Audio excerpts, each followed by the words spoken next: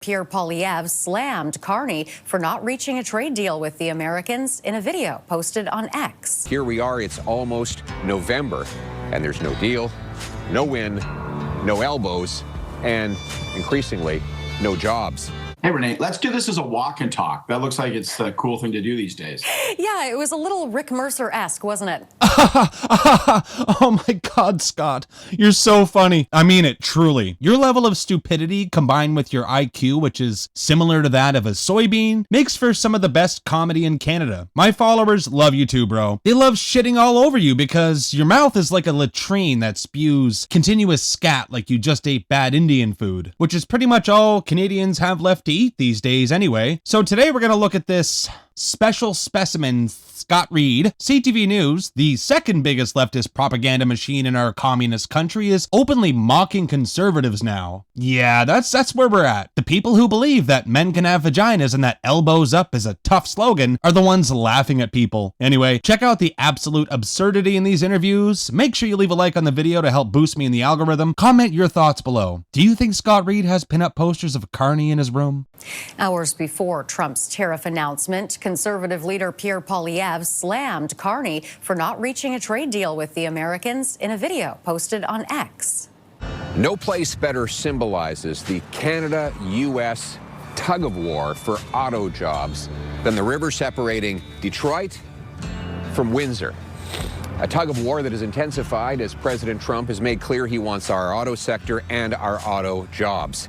Now, of course, Mark Carney promised that he could, quote, handle Trump, that he could, quote, negotiate a win, and that he would have a deal by July 21st. Well, here we are, it's almost November, and there's no deal, no win, no elbows, and increasingly, no jobs.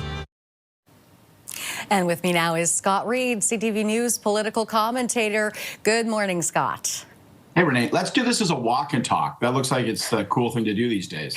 Yeah, it was a little Rick Mercer-esque, wasn't it? I thought, yes.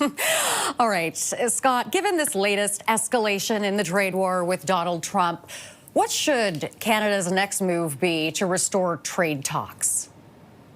No, I think now might be a time to stand firm. And if you look at it in terms of the context with the Prime Minister in Asia, reaching out, discussing with other Asian countries the possibility of increasing trade relations, of trying to draw investment and boost trade with those countries, now's probably the time to stand a little firm. This entire incident underscores the irrationality, the absurdity of dealing with Donald Trump. You can't even tell the truth now to Americans. You can't even quote a former president these days. If that happens to run contrary to the opinions or the policies of the President of the United States, he cannot brook challenge of any kind. I think, therefore, the Prime Minister's position of let's stand ready for talks, let's have talks in a calm and collected fashion when we can, but we cannot respond and be pushed by every whim of Donald Trump because he's just absolutely too unpredictable and we can't rely on him. Now, Scott, we have a new clip. We haven't yet shown it to our viewers today, but I want to get you to react to it. And it came from Prime Minister Mark Carney earlier today in an address to various investors in Asia. And it was about Ontario Premier Doug Ford, who is, of course, behind the anti-tariff ad that has upset the president. So first off, let's just take a listen. A few days ago, I launched with my good friend, Premier Ford. Did I say good friend, Premier Ford? I said the always entertaining, the always interesting, the always unpredictable. Did I say good friend? Scott, your take on the meaning behind those comments? It's a public acknowledgement. It's a nod toward the tension that's arisen as a consequence of this ad. But you can tell the Prime Minister is also being careful not to back away from it because there is this tricky balance to be struck. Canadians want two things, and they want them both at the same time, even if they appear to be contradictory.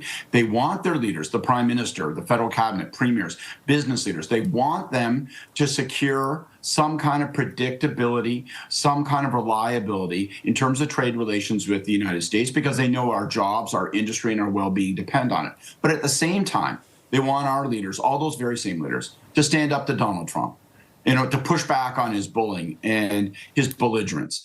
And it's striking that balance. You can see the Prime Minister is struggling with not just in substance, but also in comment as he skirts around this issue and deals with this issue of the ad that was launched by Ontario. It's a very challenging circumstance, and it's made challenging, let's be crystal clear, not by Doug Ford, not by business leaders here in Canada, not by the Prime Minister of the federal government. What makes all of this fundamentally and constantly difficult is the irrationality, the lack of attachment to truth, and the unpredictability of Donald Trump. He is the villain in this movie.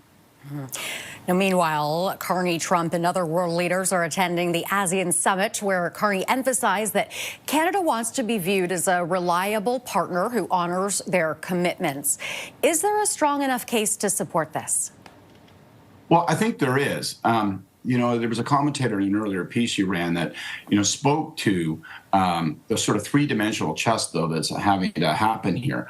Because even as we say, let's open up more discussions with more partners in Asia, because if we're not going to have as full access to the United States, we've got to go looking elsewhere. Even as we do that, the President of the United States will be placing pressure on Canada and even some of those Asian leaders to say, hang on, I don't want to see that happen, because he's got geopolitical interests with China. I mean, this is the absurdity of this circumstance. Donald Trump is limiting our access by whim to the United States market, and then turning around and saying, don't you dare go looking for opportunities with the Chinese or other countries. Well, I mean, you can't have your cake and eat it too. You can't hold our hands back and slap us in the face. At some point, we have to respond.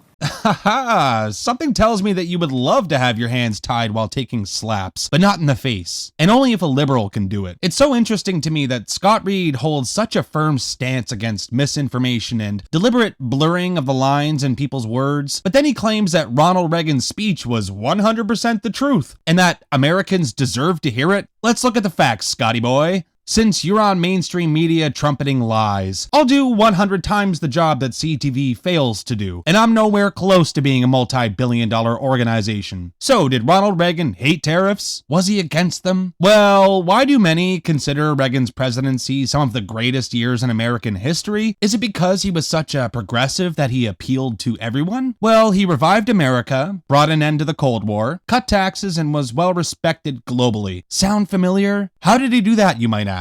I'll give you a hint, CTV. It starts with a T and ends with an Tariff. 1981, voluntary export restraints on Japanese automobiles. 1983, Harley-Davidson motorcycle tariff. 1985, specialty steel import relief tariff. 1986, Proclamation 5478, suspension of tariff concessions on certain articles in response to European Economic Community restrictions. 1986 again, Proclamation 5601, imposition of increased tariffs on imports of certain articles from the European Economic Community. And then again in 1987, Proclamation 5760, imposition of increased tariffs on imports of certain articles from the European Economic Community. I've left all the references in the description, so if you want to go and check out the validity of these, CTV, you're more than welcome. I've done the research for you, so why don't you try posting a legitimate article or report for once? And guess what? He didn't just impose tariffs and then drop them. He kept some in place for up to 5 years. Yeah, the man known as the Great Communicator really minced his words, didn't he? Only a complete and total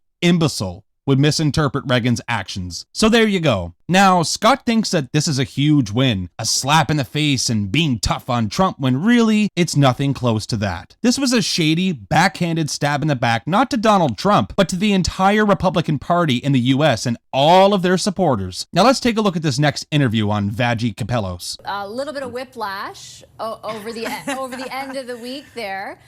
What is your initial impression of how this thing went down? You know what? I like it. And I think Canadians like it. I like a little flash of strength. I like a little flash of steel. And, Doug Ford's whole ambition was to capture the attention of the President of the United States, of the citizens of the United States. Well, then I think he rolled a Yahtzee, because he's certainly got that attention. And, the president himself, of course, by screaming and squealing like a child without his toy, made certain that everybody in the States saw this ad, shared this ad. So I think we end up showing a little bit of strength, flexing a little bit of muscle. Trade talks with Trump, they're up, they're down, they're off, they're on. It's impossible to follow. We'll get back to where we need to. And if there's a deal then there will be a deal. But I think that Canadians liked the fact that we threw a punch rather than just took punches. The relationship with Canada has to occupy some time and interest on the part of those in the United States. It just must, because as James has pointed out, this relationship is deep and it's profound, and we're also, their largest trading partner. Like it's a $2 trillion relationship. And so we've got to manage that relationship, whether he likes it or not, these ups, these downs, these tantrums. He's like a baby whose rattle has been taken away. I don't know how you would navigate the many, many, many things that might give offense to him. He is a bully, and bullies, as we know, can dish it out, but they cannot take it. He's allowed to muse openly and constantly about turning Canada the 51st state. But the second that we say, well, maybe we need to talk to China, given that you are closing access to your market to us, he blows his stack. I mean, what are we to do? We have to pick our interest, pursue our interest, and we can't be worried about how he reacts, because he reacts so unpredictably and so capriciously. Scott, you're such a moron that it's not even funny. It's almost unfathomable. You think that Canadians are generally supportive of what Doug Ford and Mark Carney are doing with regards to this stupid ad? Really? Why don't you ask the people of Ontario how they feel about their tax dollars being spent to throw shots at Trump? Ask the people of Canada how they feel about a 10% increase in tariffs. Ask the homeless people. Ask the seniors. Ask any rational person. Not people who suffer from TDS that view any jab at Trump, regardless of the consequences, as a complete W. I don't understand liberal logic, nor do I care to try. It's people like Scotty Boy and all the liberals who fail to see the bigger picture, which is a total economic collapse. All in the name of what? Because a featherweight country landed a jab on a super heavyweight who's throwing haymakers? Yeah, we'll see what happens when one of Trump's punches lands right on the button.